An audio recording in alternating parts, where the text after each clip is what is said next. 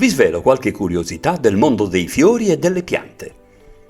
A parte la classica rosa che rappresenta il fiore degli innamorati, esistono diverse piante che sono letteralmente considerate benefiche.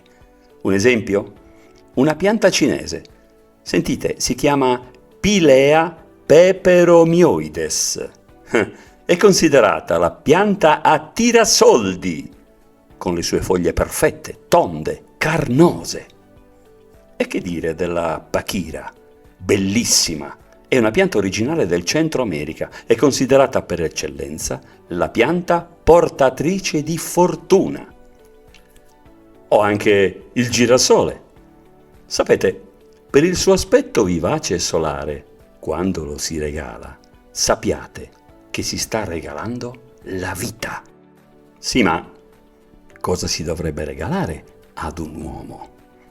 Parliamo di fiori, naturalmente.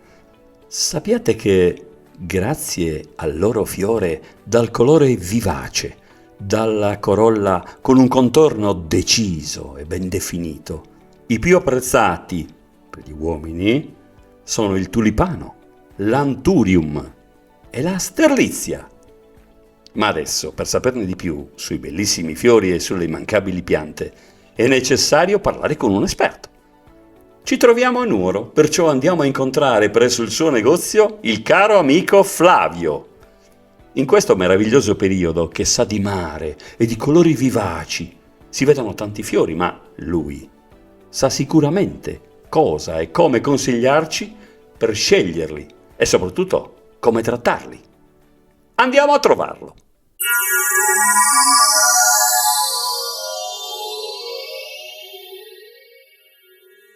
Ciao!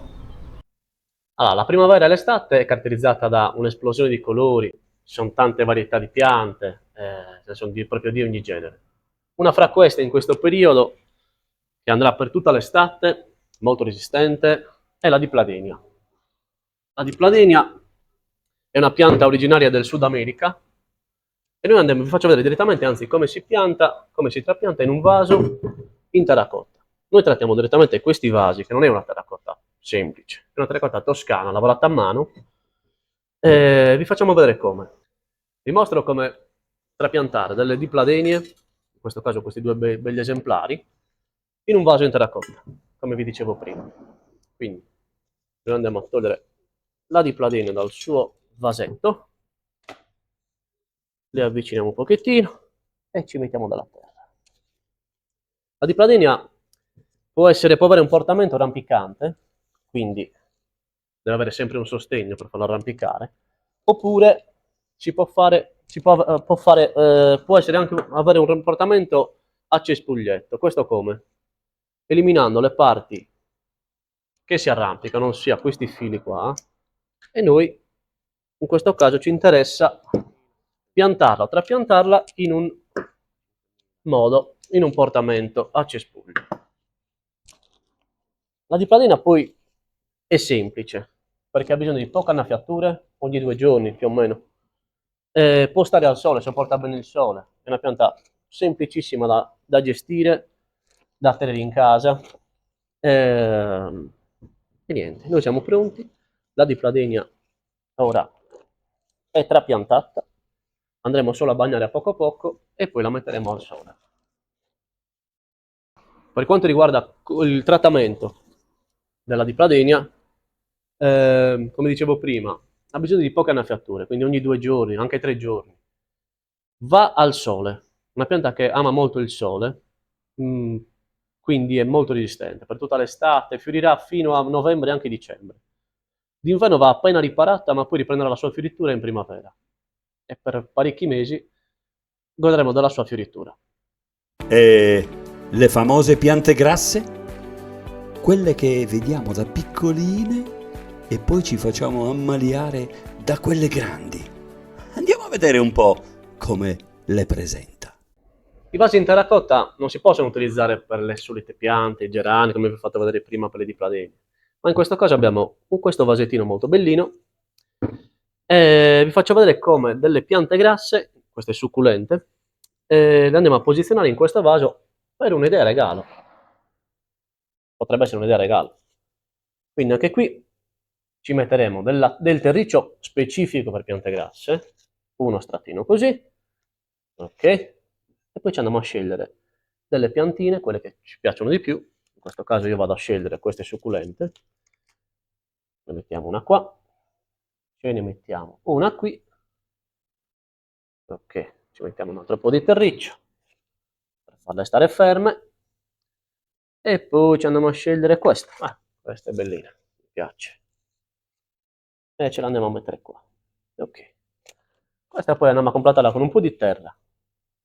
Ci facciamo una piccola confezioncina e questa potrebbe essere l'idea di un pensilino, di un regalo. Ecco qua. Ok. La succulenta, la pianta grassa, può stare tranquillamente al sole, quindi ha bisogno di poca acqua, poche cure, è molto semplice. L'unica cosa, bisogna evitare i ristagni d'acqua, perché marciscono. Per il resto, basta poco d'acqua ogni pochi giorni e al sole. Sapevate che esiste un fiore chiamato fiore dell'amore?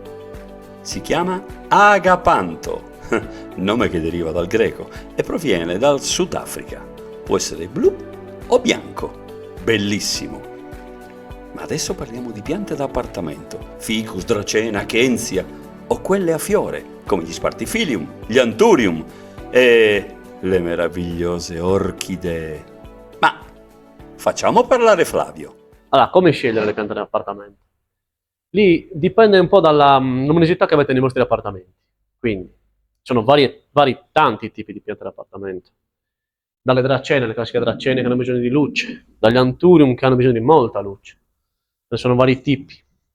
Dalla Zamioculcas, che è cosiddetta pianta di Padre Pio, che magari si può adattare dove c'è un po' meno luce, alle Sanseverie, che possono stare anche in ambienti bui, o quasi bui, diciamo. Le calatee, che sono queste. La calatea, bisogna stare attenti alle correnti, però. Qui bisogna stare attenti alle correnti, comunque ha bisogno di un ambiente molto luminoso. Poi ci sono le orchidee. Come vedete ce ne sono tantissimi tipi. A partire da uno stelo, 2 steli, tante varietà, tanti colori. Come vanno trattate le orchidee? L'orchidea va messa in un posto molto luminoso, possibilmente di fronte a una finestra, che non arrivi il sole diretto, se no può bruciare le foglie.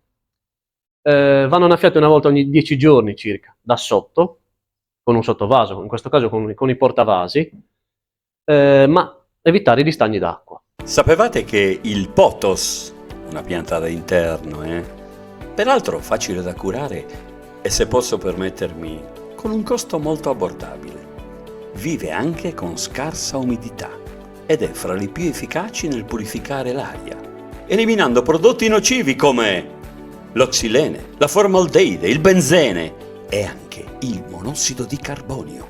Flavio, già che ci sei, ci fai un bouquet? E va bene, vi faccio questo bouquet. Partiamo con un bouquet fantasia. Io inizierei con questo bel elleboro, che andiamo a sistemarlo qui. Poi dei ciuffetti di lavanda, che in questo periodo qua sono molto belli, una peonia, ci mettiamo anche la camomilla. Camomilla, ciuffettino qua, ci sta molto bene. Poi andiamo a completare con una rosa, anche una protea, molto bella, una protea. Ci aggiungiamo ancora dei ciuffettini di lavanda, molto profumata, e poi continuiamo con l'elleboro. L'elleboro, l'amaranthus, che è questo qua, questo ciuffettino bianco qua, e ne mettiamo 2 ciuffettini così. Una peonia, di nuovo, e di nuovo la protea. Poi andiamo a completare con un ciuffettino di nuovo di camomilla, e la mettiamo qui, una rosa, un ciuffettino ancora di lavanda e per finire un'altra peonia. E diciamo che il bouquet è pronto. Non ci resta che ringraziare il buon Flavio e invitarvi ad andarlo a trovare. Ciao! Flavio si trova a Nuoro, in Viale Costituzione.